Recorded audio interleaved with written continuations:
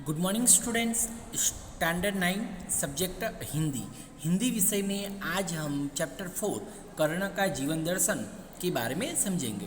Okay, तो यह जो काव्य है उनके कवि है रामधारी सिंह दिनकर। ओके, कवि परिचय यहाँ दिया है, आप रीडिंग करके देखना। ओके, नेक्स्ट हम प्रस्तावना देख लेते हैं कि ये काव्य में क्या है। प्रस्तुत खंड काव्यांश में रश्मिरथी महारथी कर्ण के करुण किंतु भव्य जीवन की मीमांसा करने वाला खंड काव्य है। सारे अन्यायों को सहकर कर्ण जन्मजात महानता पर पुरुषार्थ जन्य महानता की विजय चाहता है। अंत में जब पांडव श्रेष्ठ के रूप में सब कुछ प्राप्त करने का प्रलोभन सामने आता है, तब भी वह अविचलित रहता है और जिसने आज तक साथ दिया उस मित्र को किसी भी मूल पर छोड़ना नहीं चाहता। कृष्ण कर्ण को पांडवों के पक्ष में ले आने के लिए उससे मिलते हैं। उस कथा प्रसंग से प्रस्तुत काव्यांश लिया गया है। तो आइए स्टूडेंट्स हम आगे समझते हैं यह काव्य। ओके, वैभव विलास की चाह नहीं, अपनी कोई परवाह नहीं, बस यही चाहता हूँ केवल, दान की देव सरिता निर्मल, करतल से झरती रहे सदा, निर्धन को भरती रहे सदा। ओके, तो चलो हम ये 4 लाइन में क्या कहा गया है वो समझ लेते हैं कि कर्ण श्री कृष्ण से कहता है कि उसे धन दौलत और सांसारिक सुख भोगने की कोई इच्छा नहीं है। बराबर, सामाजिक जीवन की कोई इच्छा है नहीं, वह अपने जीवन की परवाह भी करता नहीं है। बराबर, उसकी बस यही इच्छा है कि उसके हाथों से दान की पवित्र नदी सदा बहती रहे। बराबर, और निर्धनों को सुखी बनाती रहे। वो हमेशा दान करते ही रहना चाहता है और जो गरीब है उसकी मदद करना चाहता है। ओके, चलो 5th लाइन में क्या कहते हैं कि तुच्छ है राज्य क्या है केशव, पाता क्या नरकर प्राप्त विभव, चिंता प्रभुत्व अत्य कल्पहास, कुछ चाकचिक्य कुछ क्षण विलास, पर वह भी यही गवाना है, कुछ साथ नहीं ले जाना है। तो इसमें क्या कह रहे हैं कि हे केशव, जिस राज्य का आप मुझे प्रलोभन दे रहे हैं, जिस राज्य का आप मुझे प्रलोभन दे रहे हो, वह तो बहुत तुच्छ वस्तु है। वैभव पाकर मनुष्य को क्या मिलता है? वैभव पाकर उसे ढेर सारी चिंताएं और नाम पात्र की हंसी खुशी मिलती है। बराबर, थोड़ी बहुत चमक दमक और थोड़े समय के लिए सुख भोग मिल जाता है, पर ये सारी चीज़ें सब कुछ उसे यही छोड़ देनी पड़ती है और खाली हाथ ही यहाँ से जाना पड़ता है। ओके, चलो आगे समझते हैं।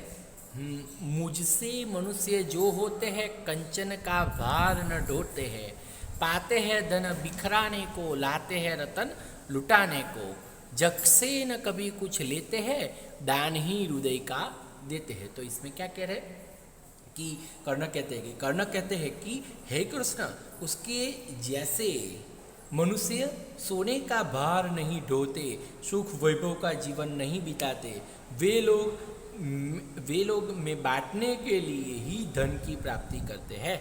बराबर, जो धन मिलता है लोगों में बांटने के लिए है, उनकी बहुमूल्य वस्तुएं लोगों में बांट देने के लिए ही होती है। वे संसार में कभी कुछ नहीं लेते, संसार से कुछ भी लेते नहीं है, अपने हृदय का दान ही करते हैं, दुखियों पर दया ही करते हैं। बराबर, तो दान करने की यह लाइन में बात की गई है। बराबर, मुझे धन की कोई परवाह नहीं है। ओके, नेक्स्ट, प्रासादों के कनकाभ शिखर। क्या कह रहे हैं कि प्रासादों के कनकाभ शिखर होते कबूतरों के ही घर। बराबर, पछी महलों में गरुड़ न होता है, कंचन पर कभी न सोता है, बसता वह कहीं पहाड़ों में, सैलों की फटी दरारों में। तो क्या कह रहे हैं कि सोने जैसी चमक दमक वाले राजमहलों की चोटियाँ, बराबर, सोने जैसी चमक दमक वाले राजमहल जो होते हैं उसकी चोटियाँ कबूतरों के ही घर होती है, वहाँ कबूतर ही रहते हैं। गरुड़ पक्षी कभी महल में रहता नहीं है, वह स्वर्णिम बिछौने पर नहीं सोता, सोने के जो बिछौने होते उसके ऊपर भी वो सोता नहीं है। बराबर, उसका निवास तो पहाड़ों में ही होता है, पहाड़ों की ही फटी दरारें ही उसका घर बनती है, पहाड़ों की जो गुफाएं होती है, पहाड़ों में जो तिराड़ होती है, तिराड़ों में ही वो गरुड़ रहते हैं। ओके, चलो लास्ट, होकर समृद्धि सुख के अधीन मानव होता, नित तपह क्षीण, सत्ता किरीट मणिमय आसन करते मनुष्य का तेज हरण नर विभव हेतु ललचाता है, पर वही मनुष्य जो खाता है। ओके, क्या कह रहे हैं इसमें कि धन दौलत के सुख का गुलाम बनकर, धन दौलत के सुख का गुलाम बनकर मनुष्य अपना तप तेज खो देता है। राजपद, मुकुट और मणियों के जड़े हुए सिंहासन मनुष्य के तेज को हर लेते हैं, उसे प्रभावहीन बना देते हैं। मनुष्य धन संपत्ति पाने के लिए ललचाता है, यही धन संपत्ति उसे नष्ट कर देती है। बराबर, तो हमें धन संपत्ति के लिए लोभ रखना नहीं है, ललचाना नहीं है। ओके, क्योंकि वही हमें नष्ट कर देती है।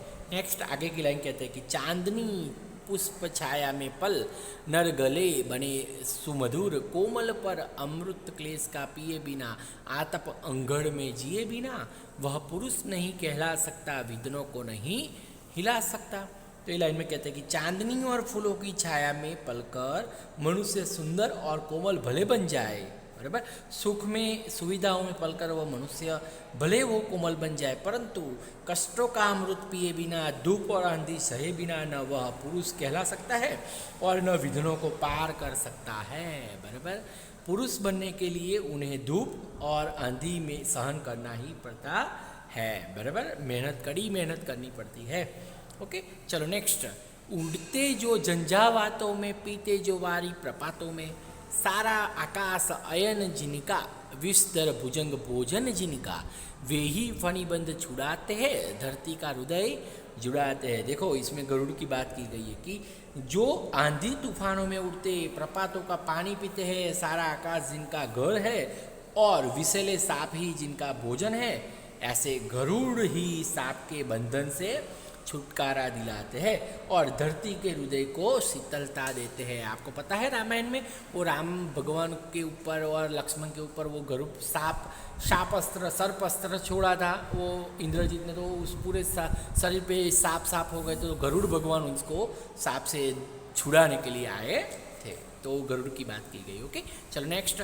मैं गरुड़ कृष्ण, क्या कह रहे कवि, कर्ण कह रहा है कि मैं गरुड़ हूँ कृष्ण, मैं पक्षीराज, सिर पर न चाहिए मुझे ताज, दुर्योधन पर है विपद घोर, सकता न किसी विष उसे छोड़, रणखेत पाटना है मुझको, अही पास काटना है मुझको। बराबर, देखो वो जानता है, इसलिए कहता है कि हे कृष्ण, मैं ऐसा ही गरुड़ पक्षी हूँ, मुझे अपने सिर पर मुकुट नहीं चाहिए। इस समय दुर्योधन भयंकर विपत्ति में फंसा हुआ है, मैं किसी भी तरह उसे छोड़ नहीं सकता, मुझे तो युद्ध क्षेत्र में उतरना है और दुर्योधन के नाक पास को काटना है। ऐसी इतनी अच्छी कविताएं यहाँ दी गई है।